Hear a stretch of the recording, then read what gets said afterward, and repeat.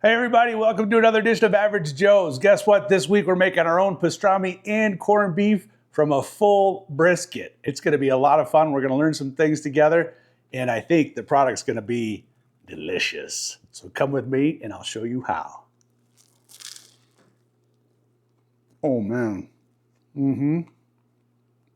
We've got ourselves about 20 pounds of brisket. So there's quite a bit of fat that we're going to trim off.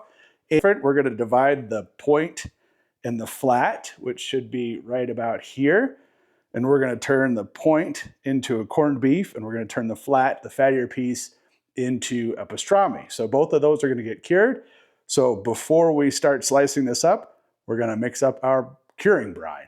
Okay, for the brine, this is 2 gallons of water. It may not be enough to cover the brisket. We'll weigh it down so that it's below the surface, and if we need to add some more water, we can do that. But this is what we're going to do to start. So this is 2 gallons of water. We've got 2 cups of kosher salt plus 5 tablespoons of curing salt, 1 1/4 cup of sugar, 1 teaspoon of coriander, because this is the ground coriander versus the seeds, 2 tablespoons of mustard seed,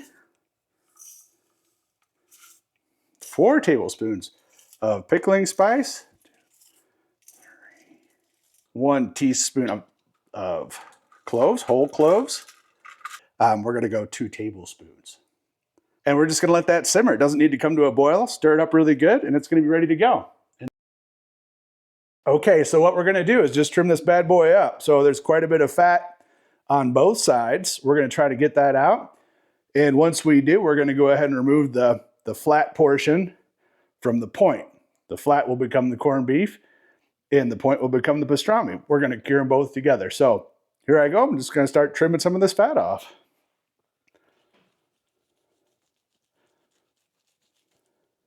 That's good, babe. Thanks.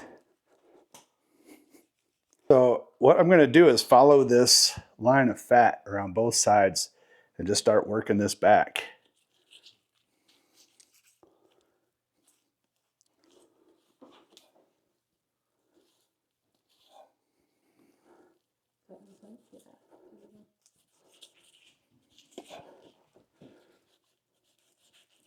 Okay, so there you have the flat, which we will continue to trim a lot of the fat off of. That will become the corned beef. We'll trim this guy up, trim off a lot of this fat, and this will become our pastrami. All right, so we got it into 2 clear segments. We've got our flat again, that's going to become our corned beef, and we got the point, which will become the pastrami. So we cut a lot of fat off, right? We cut off, well, I'd say that's about 4 or 5 pounds of fat, and left some on there, plenty on there, so that it'll help render and keep that juicy as it cooks. Now we're going to go ahead and put this in the container with the brine, see what happens. Here we go. You just put these pieces of meat right here in this curing bath. Oh yeah, both will fit. I got this nice container from Walmart, nothing too fancy. We'll see if it does the trick. Maybe there'll be a huge catastrophic failure at some point. But for now, this looks like it's going to work. So we're going to go ahead and let these cure, put them in the fridge for 7 to 10 days. And we'll check back and go from there. But so far, so good. So we just pulled these guys out of the fridge. It's day 7 of the cure. We had them weighted down with bags full of water. We're going to take them out, rinse them off, put them on a rack, put them back in the fridge, let them dry overnight.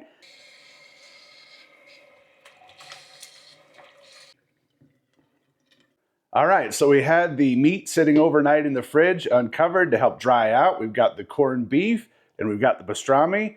It's bright and early in the morning. We're going to put the pastrami on the smoker. But before we start smoking, I'm going to coat it with a little bit of mustard, our Polish style mustard. And I toasted and ground some whole peppercorns, whole coriander, and a touch of paprika. You see, this mustard actually has whole mustard seed in it, which is going to be kind of nice, I think, for this. It smells delicious. It's got a little bit of horseradish in it as well. Just try to get all sides coated. Give it a little bit of the business. All right, take this down to the smoker. Smoker's going at 225. We're gonna set it on there until it reaches an internal temperature about 165 degrees. Then we're gonna pull it off and wrap it. Okay, here we go. We're gonna start with now that we've got the pastrami on the smoker, we're gonna do the corned beef. We're gonna end up cutting this in half so it'll fit. We're gonna do one in the Instant Pot and one just on the stovetop and boil it. Gonna go vegetables in. I got celery, carrots, and a green onion because I didn't have a regular onion. So whatever you got to use. We're gonna go garlic. And I got a quart of beer, Irish red ale for each one. So delicious. That's going to be nice. And some pickling spices to go on top. So let's go ahead and drop these vegetables in. And we're going to go fat side up. Kind of stack those in there. Let's get it two. Okay, then a quart of beer on top of each one. Whoops. And we'll top off the rest with water and probably some beef broth. So we're gonna set this guy for 90 minutes on high pressure and see where that gets us. This guy, we're just gonna bring it to a boil and then drop it down to a simmer, cover it up, and let it go. We're gonna try to get to an internal temperature of about 205 degrees, see what it looks like. All right, so we got her up to 165 degrees internal temperature. We're gonna pull it off and wrap it up, put it back on, raise the temperature a little bit.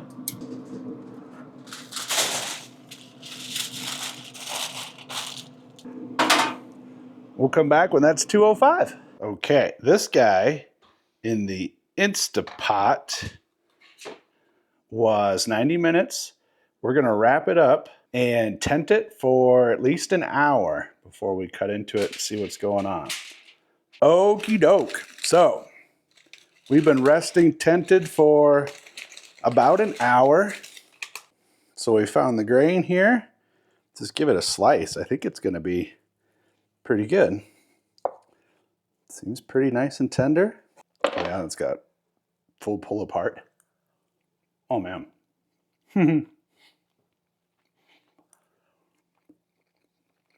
Oh wow. That's really good. That one turned out really good. Actually, this one we just pulled off the grill about 20 minutes ago off the smoker. And again, it was wrapped up. We're gonna let this sit for another probably 30 minutes before we start slicing into it and take a look at it. Now comes the pastrami. So this is the guy that was on the smoker. Smells delicious, smells very peppery. It's got that peppery crust on there. I'm gonna wash my hand real quick. Just juicy as all get out. Beautiful color. You can still see the mustard, right? We put that mustard layer on there. Let's give it a shot.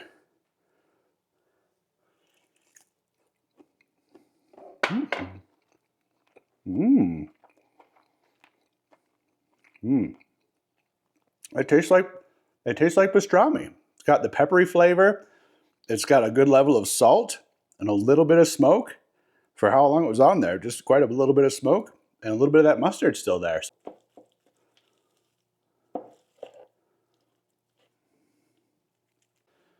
All right, so this guy's been sitting for exactly 4 hours in this pot, just kind of on a low simmer. I'm gonna take it out. Oops, kind of falling apart, which is a pretty good sign. So we're gonna tent that, wrap it pretty tight, leave it for about an hour, and then we'll slice it. See, very different texture than the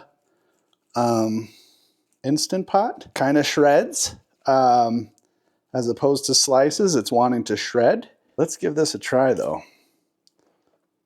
It looks good. It's delicious in its own right. It's absolutely delicious. But for the time and taste and texture, if I had to choose, if I was cooking another corned beef, which is what we typically do, is we use the Instant Pot. And it's a winner again. There it is, guys. That's a brisket. A brisket cut into a pastrami and a corned beef cooked two ways. So the corned beef on top of the stove, Instant Pot. 90 minutes. Good flavor, perfect texture. From a corned beef standpoint, feel like this is, for me, a winner. Both good, like this one. And then the pastrami. I think it tastes delicious. The texture is delicious. It's getting a lot of that flavor. Very different than the corned beef because all that marbled fat. It's juicy, but also a lot of fat. The other great thing about corned beef is the leftovers, right? Corned beef makes a great sandwich just like the pastrami does. It also makes a great corned beef hash. So the corned beef hash that a lot of us grew up with and love always will have a place in my heart is this stuff right here. But when you make it yourself with your leftover corned beef, it kind of elevates the game. So just a potato, corned beef, and an egg.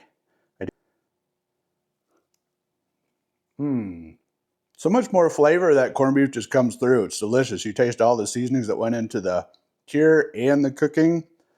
So remember, when you're out in the grocery store and you see a giant brisket, grab that thing, make it into corned beef and pastrami. And guess what? Sometimes average is good enough.